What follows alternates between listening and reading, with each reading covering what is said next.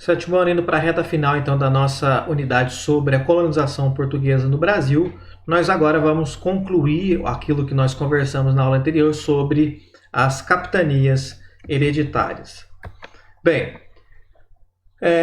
as capitanias têm esse nome hereditária porque, como eu já disse na aula anterior, quando o dono, o responsável pela capitania, não necessariamente o dono, mas o responsável pela capitania morresse, o herdeiro tinha direito àquela terra e também a todo o poder que vinha com o donatário. E elas não podiam ser vendidas, tá certo? E nem tampouco divididas.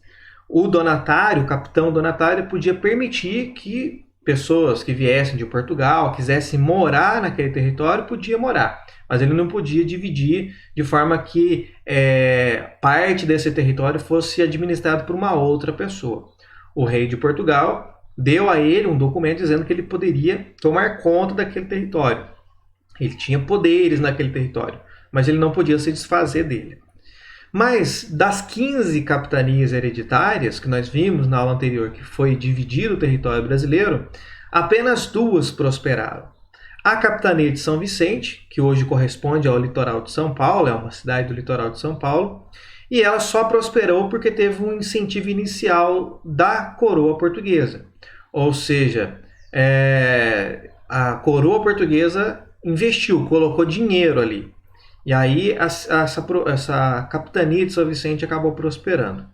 E a outra foi a de Pernambuco, porque lá construíram latifúndios de açúcar, ou seja, grandes fazendas produtoras de açúcar. E Pernambuco tinha 2 vantagens. Uma, o solo era muito bom para plantar cana-de-açúcar, um solo bastante propício para a plantação de cana-de-açúcar, e também era relativamente próximo de Portugal, se fosse comparar com as demais capitanias. Então, para fazer o transporte de produtos para a Europa, para levar para Portugal, se comparado com as outras capitanias, era uma região mais próxima. A coroa portuguesa percebeu o fracasso das capitanias, porque de 15 só 2 prosperou, e percebeu que aquele perigo das invasões estrangeiras não acabou. Os ingleses, os franceses, os holandeses estavam ainda margeando, navegando na costa do território brasileiro, procurando uma oportunidade de invasão. Em alguns casos até chegaram a invadir. Então Portugal, para tentar resolver esse problema, criou o governo geral no ano de 1548. Qual que era o objetivo da criação do governo geral? Centralizar toda a administração colonial. Porque vejam, até este momento, com as 15 capitanias, cada donatário administra a sua capitania. Então está descentralizado. Nós tínhamos 15 administradores. 15 administradores, cada um fazendo de acordo com as suas necessidades na sua região. Então não tinha nada único, centralizado.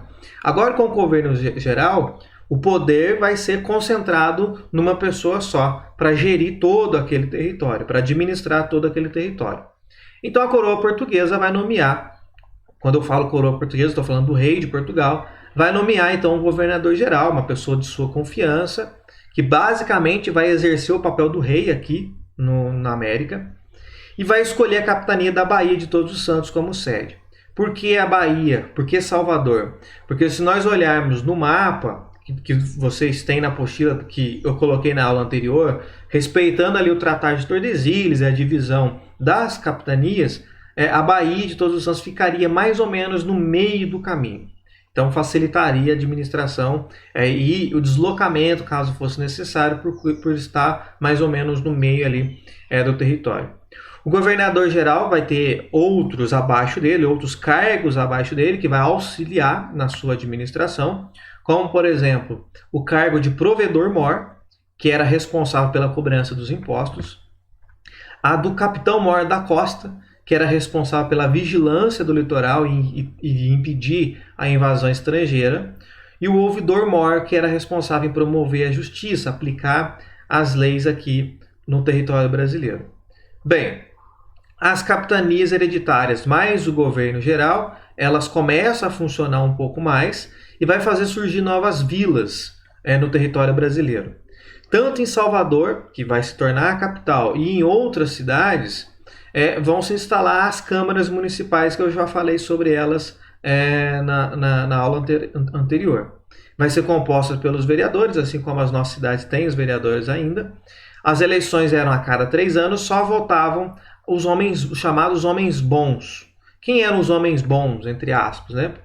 Os grandes proprietários de terra, brancos e católicos. Por que entre aspas, gente? Porque o resto da população não vai ser considerado homem bom porque não é rico, não é branco, não é católico. Então, o indígena, os escravizados, ou enfim, esses não são considerados homens bons, entre aspas, porque não entra nessa categoria de rico, branco e católico. Tá certo? Bem, as câmeras tinham um juiz leigo, isso que nós já dissemos na aula passada, só para repetir, que era escolhido pela localidade, mas algumas que não escolhia tinham um juiz que vinha de Portugal, que era chamado de juiz de fora. Ele se reunia então 2 vezes por semana, com a função de resolver as questões locais, a cobrança dos impostos, a aplicação das leis e as questões da comunidade, como o abastecimento da comunidade local, certo? E aí nós encerramos então esta unidade, que é basicamente a primeira matéria que trata da história do Brasil, com o início da colonização, da exploração de Portugal no nosso território.